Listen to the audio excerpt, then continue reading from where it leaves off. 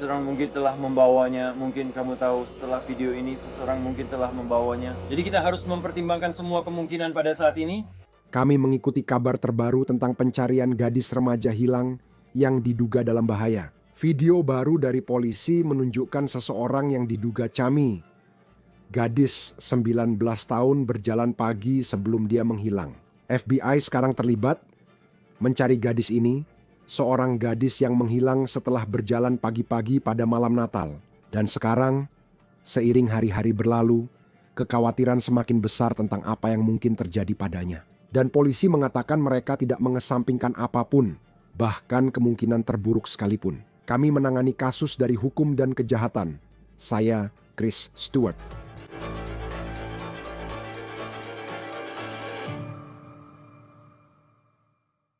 Namun, saat penegak hukum Texas menyatakan seorang gadis mungkin dalam bahaya serius, hal ini benar-benar membuat khawatir bahwa kasus ini bisa lebih dari sekadar orang hilang atau kabur dari rumah.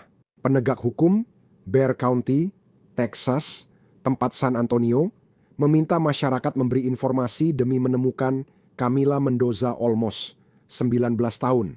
Teman dan keluarga memanggilnya Chami. Ini adalah video baru yang dirilis otoritas Bexar County, Texas tadi malam. Saya tahu ini adalah video yang sangat gelap, tapi saya ingin Anda melihat ini karena kenyataan bahwa videonya gelap tentu saja tidak membantu dalam pencarian ini, tapi bisa menjadi petunjuk penting tentang kemana dia pergi pada pagi hari malam Natal. Ini adalah rekaman dashcam seseorang yang berjalan di pinggir jalan. Setelah melihat liputan berita, pengemudi yang merekam ini menghubungi penegak hukum dan mengatakan baru saja melihat seseorang yang mungkin sesuai deskripsi. Kita belum yakin sepenuhnya apakah ini kami, tapi polisi mengatakan pakaian tersebut tampaknya memang cocok dengan deskripsi yang mereka berikan tentang apa yang dia kenakan saat dia meninggalkan rumahnya. Sheriff di Bexar County mengatakan ini direkam hanya beberapa blok dari rumah kami. Sekarang, sebelum saya membahas kemungkinan-kemungkinan yang sedang diikuti oleh para penyelidik saat ini, saya ingin kembali ke saat pencarian ini dimulai dan menjelaskan kepada Anda garis waktu yang kami ketahui sampai saat ini. Pihak berwenang menyatakan, kami terakhir terlihat sebelum pukul 7 pagi Rabu, 24 Desember di Caspian Spring, Bexar County, San Antonio. Kantor sheriff meyakini bahwa dia terlihat di kamera pengawas milik tetangga di luar rumahnya sedang mencari sesuatu di dalam mobilnya. Kini, menurut deputi, rekaman itu dilaporkan terputus. Namun diyakini bahwa kami pergi dengan berjalan kaki karena mobilnya masih ada di rumah saat ibunya menelepon 911 untuk melaporkan bahwa dia hilang. Ini terjadi setelah dia dilaporkan menelepon pacar dan ayah putrinya, menurut News Nation. Sekarang, para deputi mengatakan bahwa kami mungkin hanya membawa kunci mobil dan SIM-nya. Petunjuk besar di sini, dan juga menjadi perhatian besar, mungkin juga menjadi hambatan besar bagi para penyelidik, adalah bahwa ponselnya tidak dibawa olehnya. Ponselnya ditemukan di dalam rumahnya. Ketika Anda memikirkan remaja yang sering online, jelas mencolok jika dia tidak membawa ponsel. Dia meninggalkan ponselnya. Yang seperti yang Anda tahu, seorang anak muda seusia itu, atau bahkan orang yang tidak terlalu muda pun, jarang meninggalkan ponselnya, bukan? Itu tidak pernah terjadi, tapi dia tinggalkan ponsel dan iPad. Jadi kami punya kesempatan untuk memeriksa kembali beberapa bukti digital itu berkat bantuan dari teman-teman kami di FBI. Kamu tahu saya tidak bisa membagikan terlalu banyak dari apa yang didapat dari situ, tapi kami berhasil mendapatkan beberapa informasi. Jadi sheriff memberikan cukup banyak informasi, tapi dia tidak mau membahas terlalu dalam tentang apa yang mungkin mereka temukan di ponsel miliknya. Ibu Chami, Rosario, mengatakan kepada media Texas KSAT, saya menelepon ponselnya, tapi ponselnya ada di atas tempat tidur dan sudah dimatikan. Saya mengisi daya ponsel, lalu keluar mencarinya. Saya kira akan menemukannya seperti biasa, lalu pulang bersama. Chami dikabarkan akan berbelanja gaun untuk acara bersama sahabatnya, Camila, pada hari ia menghilang. Jadi dia memang sudah punya rencana. Temannya mengatakan pada The New York Post bahwa kata terakhir Chami di telepon malam itu adalah, "Dadah Chami, aku sayang kamu." Itu tentu saja sesuatu yang perlu dipikirkan saat kita mulai membahas semua kemungkinan. Dan sekali lagi, penegak hukum, mereka belum mengesampingkan apapun pada saat ini.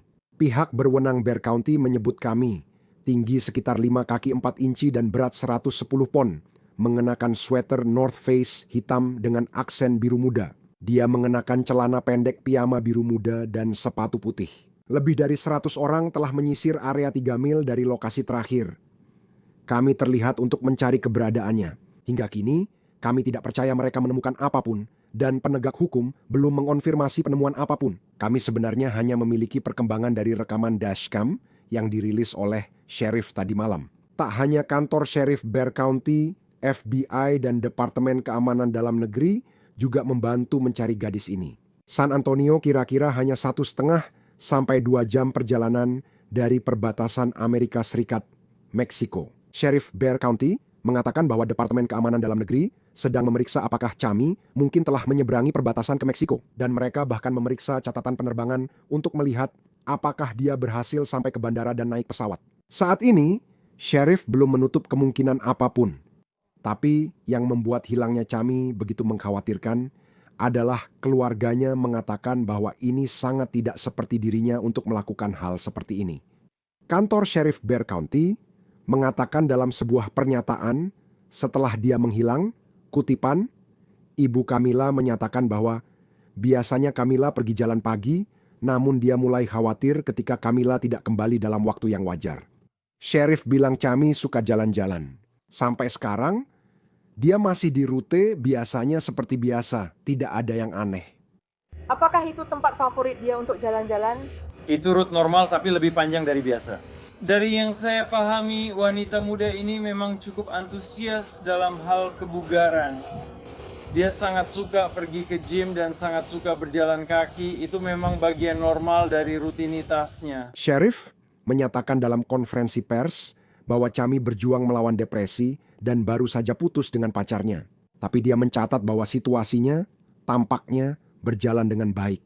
Kami memiliki beberapa teori berbeda yang sedang kami kerjakan dan kami harus Anda tahu teori-teori yang sedang kami jalankan mencakup seluruh kemungkinan yang ada. Anda tahu sayangnya kami memang memiliki beberapa indikasi adanya keinginan bunuh diri dari wanita muda ini di masa lalu. Kami memang tahu bahwa ada beberapa masalah depresi di masa lalu, tapi sebagai seorang anak muda, siapa sih anak muda yang tidak pernah mengalami depresi pada titik tertentu? Jadi kami tidak bisa begitu saja mengatakan, oh pasti itu penyebabnya. Kita harus mempertimbangkan semua kemungkinan. Jadi, kesehatan mental juga bisa menjadi faktor pendorong hilangnya dia. Itu jelas bisa saja berperan. Tapi kamu juga mendengar Pak Sheriff agak membantah, mengatakan bahwa bukan hal yang aneh bagi seseorang seusianya untuk mengalami masalah seperti depresi. Kita harus pertimbangkan semua kemungkinan sekarang. Sayangnya, kita belum bisa mempersempit kemungkinan sebelum ada bukti ke arah itu. Jadi di sini, sekali lagi, inilah video baru yang dibicarakan oleh Sheriff, rekaman dashcam gelap dari seorang pejalan kaki. Bisa jadi, Kemi, mereka belum benar-benar yakin. Sheriff juga mengatakan bahwa dia berharap dengan menunjukkan video ini, dengan menceritakan kisah seseorang yang awalnya tidak mengira itu akan berarti apa-apa, tapi akhirnya memutuskan untuk menelepon Sheriff setelah melihat berita. Hal itu bisa memotivasi orang lain untuk memeriksa rekaman dashcam atau video pengawasan kamera bel pintu untuk melihat apakah ada tanda-tanda keberadaan gadis ini. Bukan hanya malam Natal saat dia menghilang, tapi juga selama seminggu terakhir sejak kisah ini dimulai.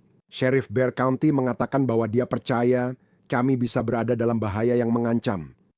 Itu jelas, pernyataan tegas. Tentu menarik perhatian media saat mendengar remaja hilang bisa dalam bahaya. Sheriff menyatakan semua kemungkinan terbuka, termasuk dia meninggalkan negara, menyeberang sendiri, atau kemungkinan lain yang lebih buruk. Apakah dia diculik? Apakah dia dibawa pergi? Apakah ini situasi perdagangan manusia? Tidak ada dari itu yang sudah dikonfirmasi, tapi juga bukan kemungkinan yang sudah disingkirkan. Pihak berwenang di luar Amerika Serikat juga sedang mencari Chami. Kantor Kejaksaan Agung di Nuevo León, yang berada tepat di seberang perbatasan di Meksiko, mengeluarkan pengumuman dengan foto Chami dan meminta informasi. Banyak pertanyaan dan spekulasi di internet tentang apa yang terjadi pada gadis ini, termasuk kemungkinan dia kabur dari rumah. Apakah dia kabur dengan seseorang, dibawa pergi, atau mungkin diculik dari lingkungan sepi di luar San Antonio? Texas sebagai negara bagian perbatasan telah lama menjadi fokus pihak berwenang terkait perdagangan manusia. Laporan National Human Trafficking Hotline tahun 2024 mencatat lebih dari 2.000 sinyal, seperti email, obrolan online, pesan teks, dan panggilan telepon. Hampir 700 dari sinyal tersebut berasal dari korban atau penyintas perdagangan manusia, menurut laporan ini. Sinyal-sinyal itu mengarah pada lebih dari 1.000 kasus teridentifikasi tahun 2024 melibatkan lebih dari 2.000 korban. Pada 2022, KSAT, Stasiun Televisi San Antonio, mewawancarai Cara McMichael, Direktur Eksekutif Divisi Perdagangan Manusia di organisasi nirlaba BCFS Kesehatan dan Layanan Kemanusiaan. Dan, menurut McMichael, Bexar County menciptakan koridor yang sempurna bagi para pelaku perdagangan manusia karena beberapa jalan raya utama berpotongan di sana. McMichael mengklaim sekitar 80.000 anak di bawah umur menjadi korban perdagangan manusia di Texas. Dan itu tidak hanya melibatkan pekerjaan seks, tetapi juga kerja paksa. Di tempat-tempat seperti pabrik, dapur, dan hotel, anak-anak yang kabur dari rumah sangat rentan. Statistik ini sangat menarik perhatian kami, kata McMichael kepada KSAT, dalam 24 jam, 1 dari 3 anak yang kabur dari rumah dijual ke perdagangan seks. Sekitar 40% anak yang kabur dari rumah akhirnya terjebak dalam perdagangan tenaga kerja.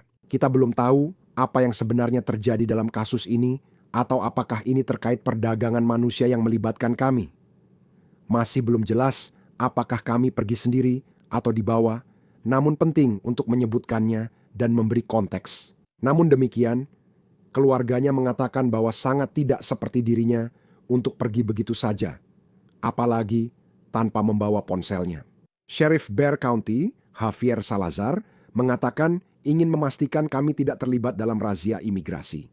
Sheriff mengatakan bahwa kami adalah warga negara Amerika Serikat, tetapi ada kemungkinan dia bisa saja ditahan, kata Sheriff kepada American Broadcasting Company News, kutip, itu kekhawatiran pribadi, saya memeriksa untuk memastikan tidak ada penahanan, pemberhentian, atau dia di fasilitas penahanan federal manapun. Itu adalah sesuatu yang perlu kami periksa.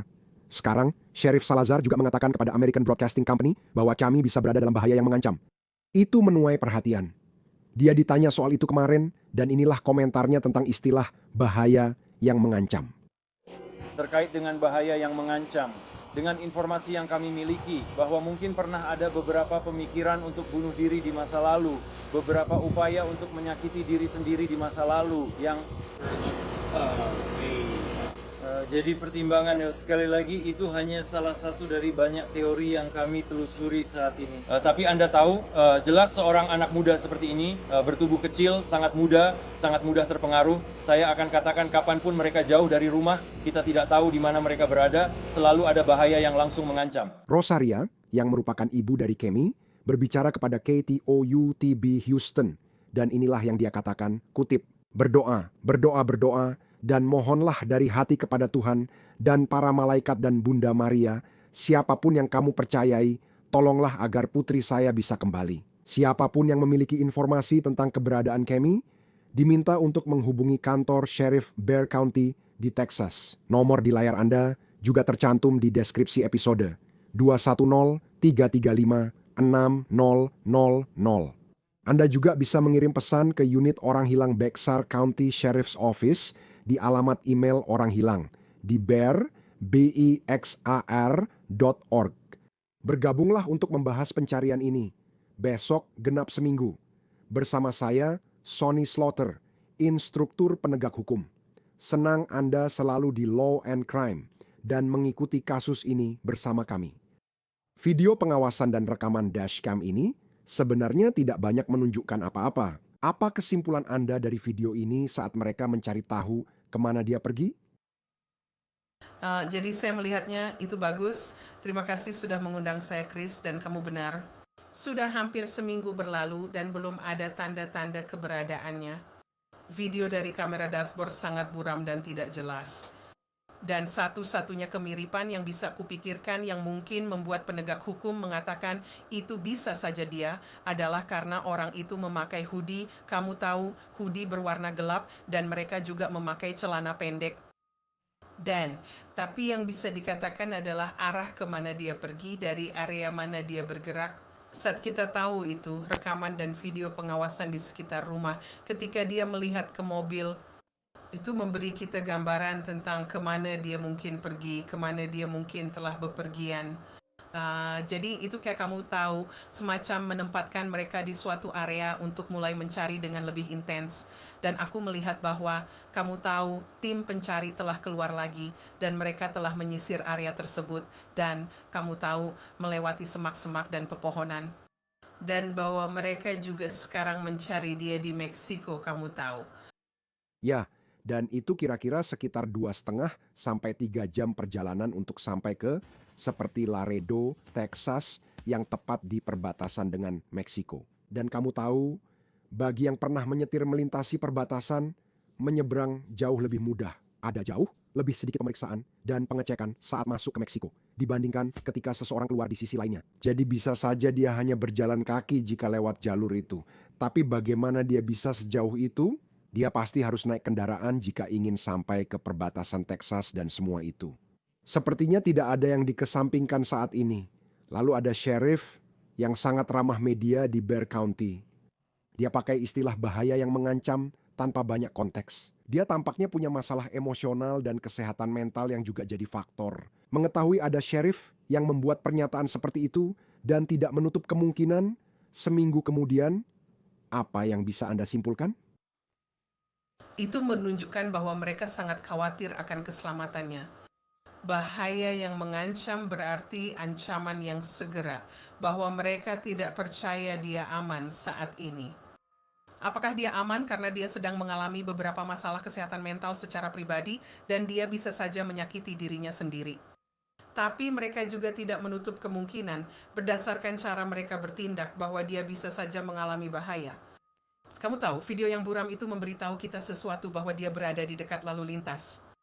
Seperti yang kamu bilang, di area dengan lalu lintas itu tak terlalu jauh dari perbatasan. Kamu tahu, dulu aku tinggal di San Diego dan rumahku bisa dijangkau dengan berjalan kaki dari perbatasan. Dan seperti yang kamu bilang, sangat mudah untuk berjalan menyeberang dan masuk tanpa pemeriksaan, berbeda dengan saat kembali. Dan jika dia memang berada di dekat situ, jika itu memang dia di video itu, dan mobil-mobil sedang lewat, kamu tahu, itu memang memberikan kesempatan di mana seseorang bisa saja memasukkannya ke dalam kendaraan, dia bisa saja diculik. Karena tidak banyak kamera di bagian tertentu tempat dia berada, yang sudah mereka tunjukkan kepada kami. Tapi mereka bisa memasukkannya ke dalam kendaraan dan menyeberang perbatasan lebih cepat, jika itu yang mereka pikirkan, daripada jika dia mencoba berjalan sendiri ke sana. Ingat, ada rentang waktu yang cukup lama antara saat terakhir ibunya melihatnya, yaitu di dalam kamar bersamanya, dan saat ibunya terbangun dan menyadari bahwa dia sudah tidak ada. Kita memiliki waktu cukup lama, beberapa jam, di mana sesuatu bisa terjadi. Ponselnya mati dan tidak dibawa. Kamu tahu, aku selalu merasa itu sangat aneh ketika anak muda atau orang dewasa tidak membawa ponsel mereka dan tidak ada yang tahu kalau, hey, aku cuma mau istirahat sebentar. Benar. Dan sepertinya dia memang sering berjalan-jalan seperti ini. Jadi itu bagian lainnya. Bukan seperti dia tiba-tiba saja pergi jalan-jalan, kata Pak Sheriff. Dia memang suka kebugaran dan jalan kaki.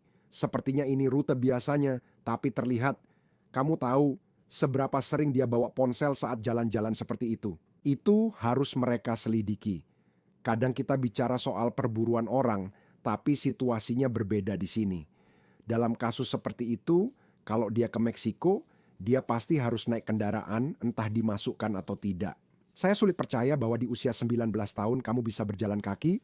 Kamu tahu, kalau itu perjalanan 2,5 jam naik mobil ke Laredo. Maksud saya, melewati pedesaan seperti itu, kamu butuh sumber daya jika ingin berjalan kaki sejauh itu. Saya pikir, jika dia ingin membeli sesuatu seperti air, dia pasti butuh kartu kredit kecuali bawa uang tunai, yang tampaknya tidak mungkin. Apa saja hal-hal yang menurutmu bisa memicu? Saya bahkan berpikir, misalnya kalau dia naik kendaraan, ada pembaca plat nomor, kalau naik bus kota, pasti ada kamera pengawas di situ. Apa saja petunjuk yang bisa membantu penyelidik saat ini? Lebih mengkhawatirkan lagi, seminggu berlalu tanpa kabar tentang hal-hal itu. Benar, saya seperti mereka menyembunyikan sebagian informasi. Ya, tapi kalau dia menyeberang perbatasan dan kalau dia ada di dalam mobil dan dia tidak sedang ditahan atau kalau itu bukan secara sukarela, maka kita mungkin tidak akan melihatnya. Dia bisa ditempatkan di bagasi, tapi ada alat pembaca mobil. Ada pengawasan di sekitar area perbatasan, jadi kamu akan bisa melihatnya. Dan menurutku penegak hukum benar-benar kebingungan dengan kasus ini karena seolah-olah dia menghilang tanpa jejak. Sudah seminggu dan mereka masih melakukan pencarian di area-area tersebut. Mereka mencari ke berbagai arah. Jadi kamu mulai dari titik pusat, dan aku sempat bilang ini kemarin, kamu mulai dari pusat lokasi hilangnya dia, dari tempat terakhir dia terlihat. Kamu memperluas pencarian bermil-mil ke depan. Itulah kenapa yang kita sebut sebagai pencarian grid ketika orang-orang menyisir dan memeriksa setiap medan supaya semua orang tidak terburu-buru saat mencari. Semuanya sangat terkoordinasi. Saat ini, dengan semua pencarian yang dilakukan, mereka sedang mencari di sekitar lokasi, mereka juga sudah memperluas pencarian, dan mereka masih belum menemukan jawabannya. Tapi di mana dia bisa berada tanpa uang, tanpa makanan, tanpa air, tanpa terluka, atau tidak sadarkan diri? Saya yakin mereka sudah memeriksa rumah sakit, pusat medis, dan tempat-tempat seperti itu. Inilah sebabnya hal ini sangat mengkhawatirkan. Imminent menunjukkan kekhawatiran besar. Karena bukan hanya ini tidak biasa, tapi juga tidak masuk akal bahwa tidak ada yang bisa menemukan dia atau bahwa dia tidak berusaha mencari bantuan. Saya tahu ini mungkin spekulasi, tapi saya baru mengetik seperti yang kamu bilang. Mungkin mereka menyembunyikan informasi, karena saya terpikir pagi ini saya membuka halaman Facebook kantor Sheriff Bexar County. Saat rekaman ini dibuat 1 jam lalu, mereka mengabarkan ada gadis 14 tahun yang hilang. Dan ini adalah kasus orang hilang. Dan kamu tahu, tentu saja sangat penting untuk menemukan orang ini juga. Tapi sumber daya yang sedang digunakan sekarang untuk kasus Kemi, perhatian nasional, sheriff yang mengadakan konferensi pers. Mereka sudah mendirikan pusat komando. Maksud saya, sayangnya ini adalah kasus di mana memang ada remaja yang kabur dan dia secara hukum adalah orang dewasa setiap harinya. Dan kamu berharap setiap keluarga mendapatkan penutupan yang kamu tahu, mungkin itu hanya kasus kabur atau seseorang yang akhirnya pulang ke rumah. Ada sesuatu pada kasus ini yang membuatnya lebih menarik perhatian dibandingkan kasus remaja kabur biasa. Tepat sekali. Dan itulah kenapa menurutku, apalagi karena mereka sudah menggunakan istilah perdagangan manusia. Penegak hukum biasanya tidak menggunakan istilah itu dengan sembarangan.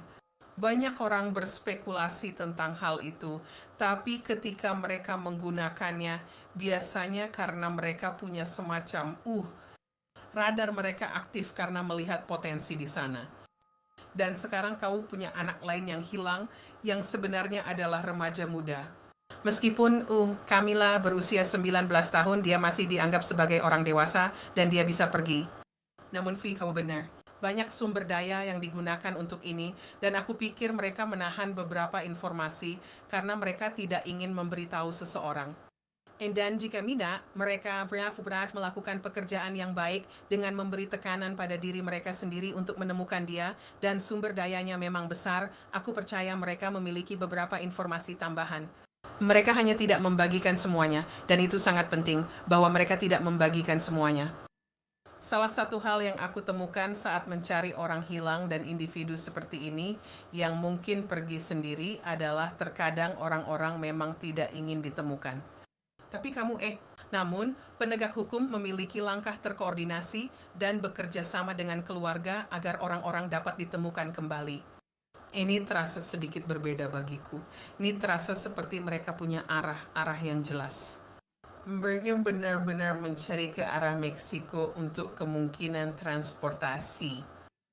Dan itulah sebabnya mereka telah melibatkan penegak hukum di sana. Dan selebaran sudah tersebar dan tersedia di daerah itu. Untuk berjaga-jaga kalau dia terlihat. Ini adalah pekerjaan yang sangat disengaja yang sedang mereka lakukan. Ya, aku juga mengetahui dan mendengar bahwa keamanan dalam negeri juga terlibat. Biasanya Homeland Security Investigations. Keamanan dalam negeri itu sangat luas, tapi investigasi keamanan dalam negeri memiliki keahlian khusus dalam penyelidikan perdagangan manusia. Mereka juga punya banyak relasi, jadi mereka masih menelusuri rekaman video, masih melakukan pemeriksaan dari pintu ke pintu, dan menyusuri area anggota keluarga sedang berjalan. Ya, tapi mereka punya banyak hal yang harus dilakukan untuk melihat ke arah mana mereka akhirnya akan melangkah. Sudah seminggu berlalu, ini sangat lama dan bukan pertanda baik. Tidak. Dan kau tahu, seharusnya kau berharap, dan kau tahu ada banyak kasus di mana orang-orang, kau tahu, hilang untuk waktu yang lama, lebih dari seminggu. Tapi dengan besok genap seminggu, itu terasa seperti tonggak yang sangat penting dalam hal ini. Kau tahu, ada cerita-cerita di luar sana tentang perdagangan manusia. Kau tahu, ada kasus-kasus di mana kau melihat truk dihentikan di pinggir jalan. Dan mungkin ada seseorang yang merupakan migran tanpa dokumen di dalamnya. Kau tahu, kadang-kadang ada keluarga.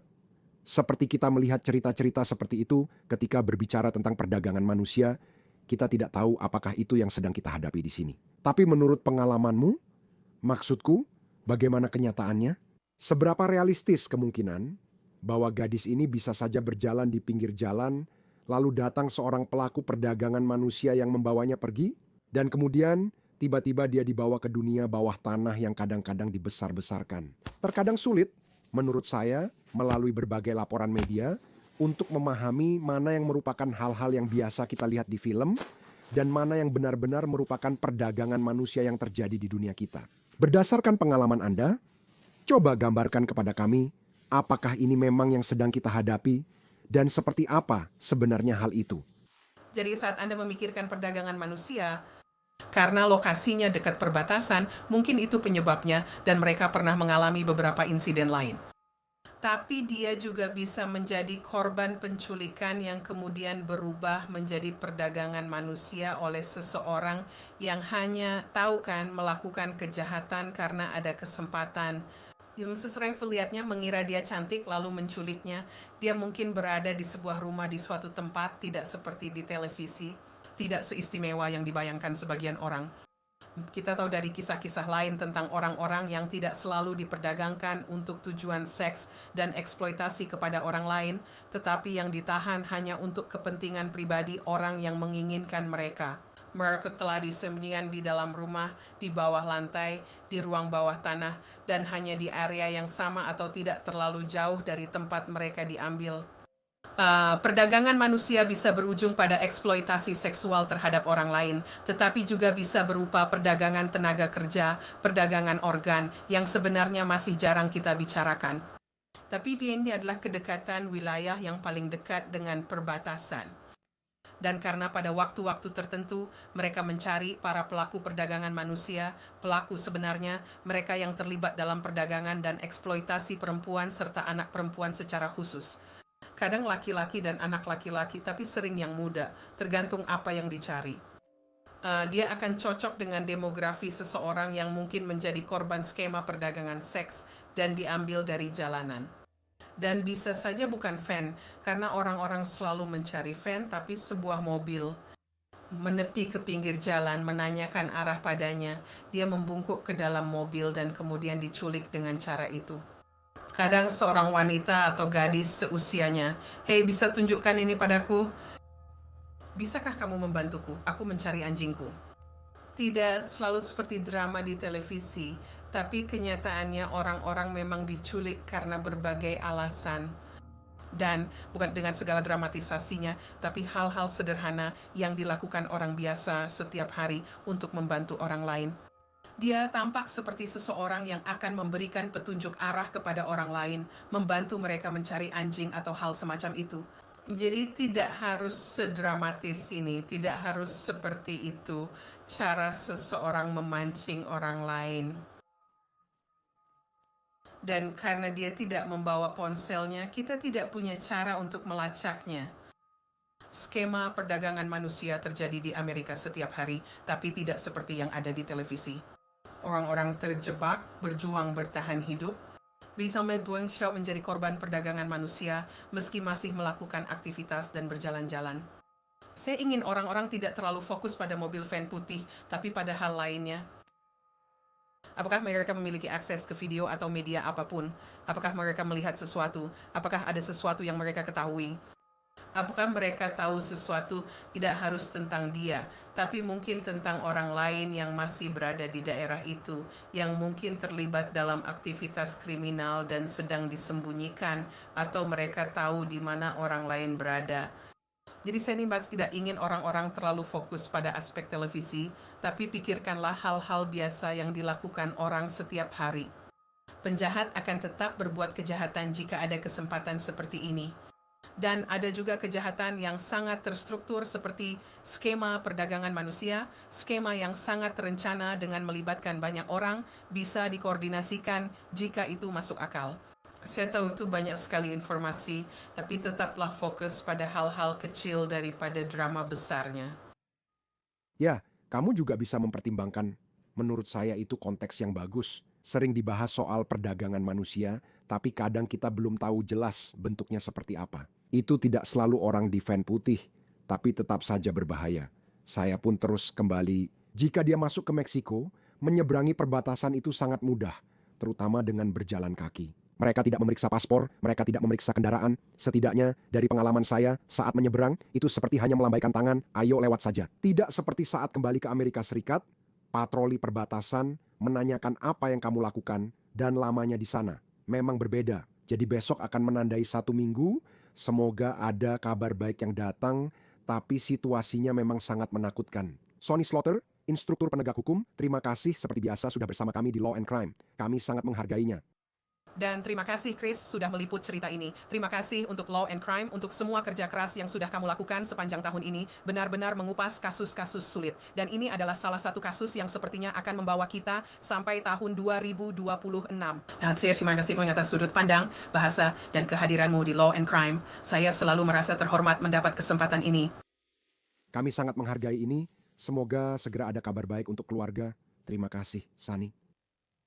Sebelum selesai, saya ingin menampilkan informasinya di layar Anda. Jika ada yang menonton ini memiliki informasi tentang keberadaan kami atau apapun yang dapat membantu pencarian dirinya, silakan hubungi kantor Sheriff Bexar County di Texas. Ini nomornya di layar dan sekali lagi, kami juga mencantumkannya di deskripsi episode 210-335-6000.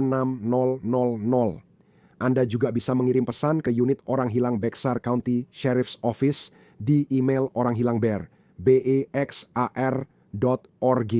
Itu saja untuk episode On The Case kali ini dari Law and Crime. Berlangganan di YouTube dan Spotify. Saya Chris Stewart. Sampai jumpa di episode berikutnya.